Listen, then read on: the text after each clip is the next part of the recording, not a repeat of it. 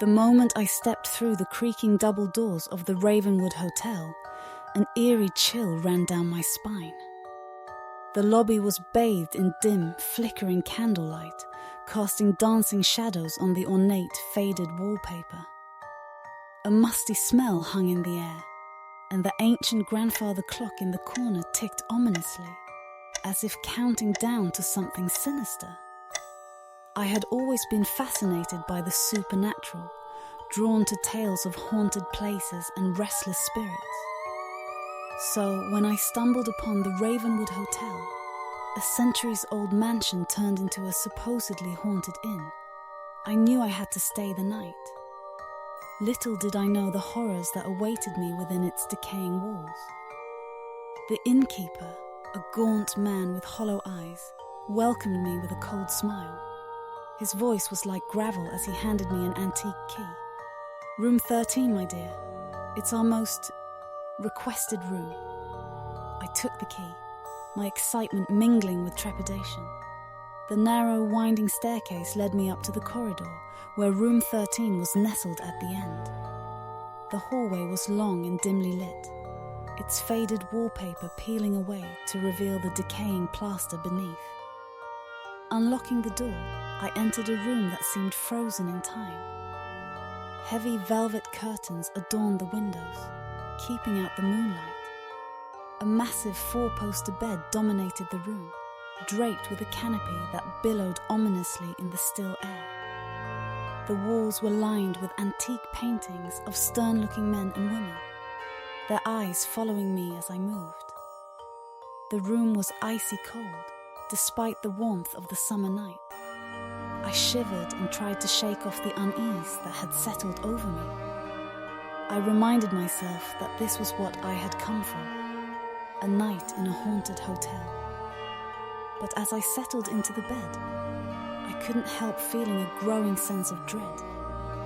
As the hours passed, I lay there in the darkness, the silence broken only by the occasional creak of the old building. Sleep eluded me, and my senses were on high alert.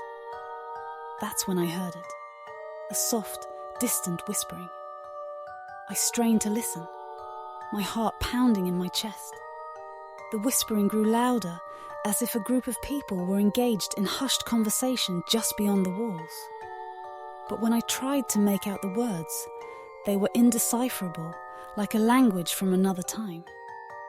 I reached for the antique bedside lamp, fumbling for the switch. The room bathed in a warm, flickering glow, revealing nothing out of the ordinary.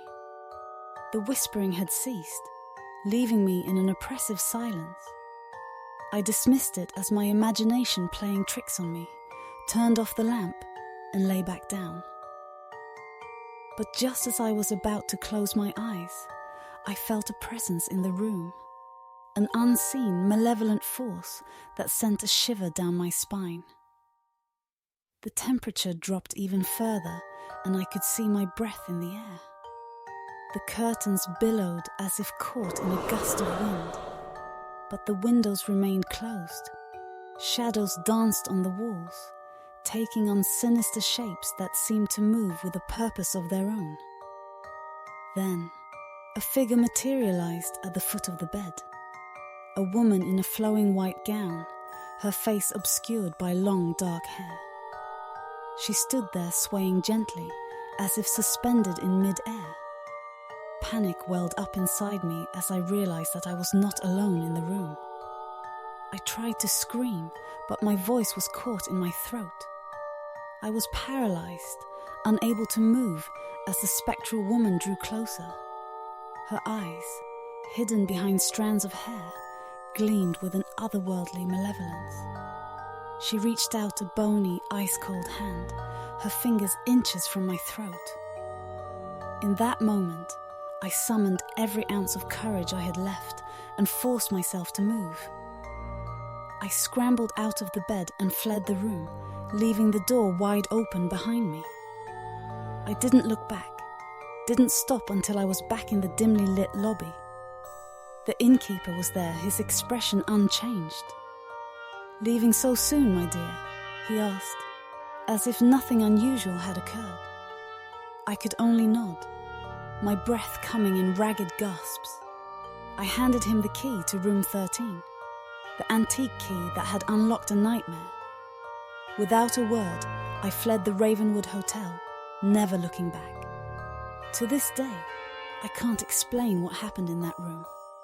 Was it a ghost, a malevolent spirit from the past? Or was it something even more sinister, lurking in the shadows of that haunted hotel?